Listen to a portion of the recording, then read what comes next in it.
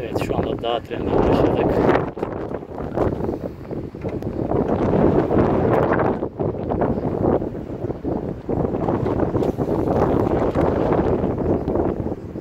Hız arttırıp yavaşlatabiliyorsunuz kolla.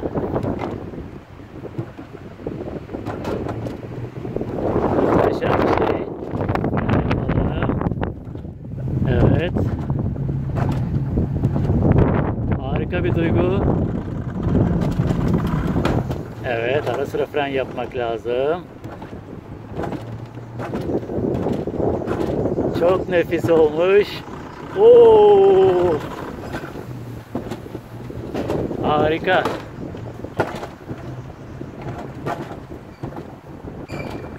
Güzel bir hizmet olmuş. İlk defa böyle bir şey yaşıyorum. Oo!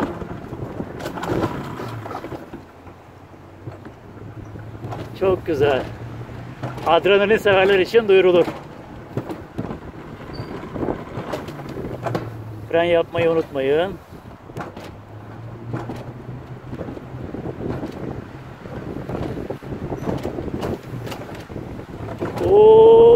Hoppa! Harika.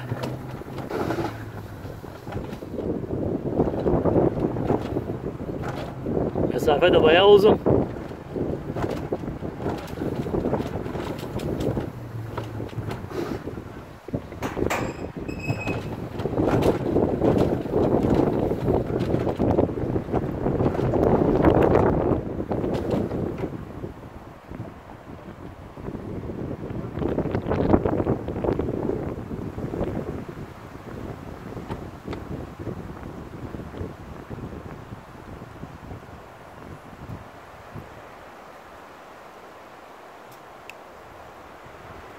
Şu anda bayağı yavaşladık. Burada diyor ki görevli dışında emniyet kemerini açmak yasaktır diyor.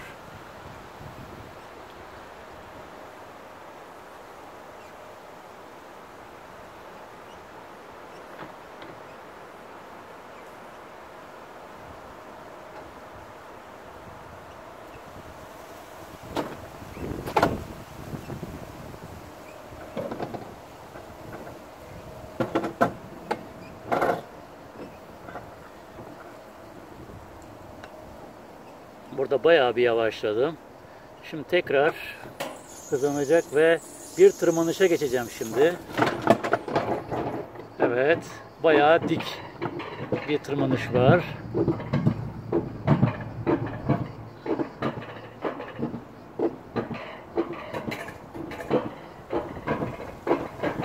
Güzel bir hizmet olmuş.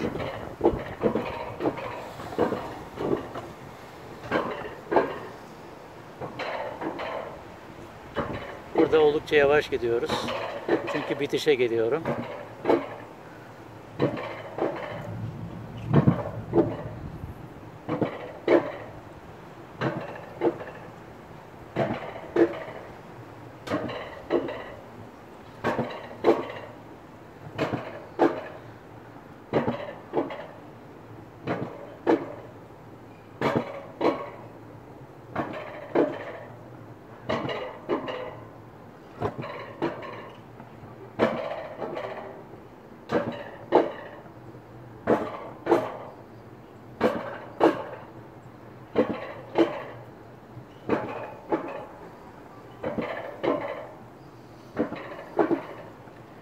Evet, bu da böyle arkadaşlar.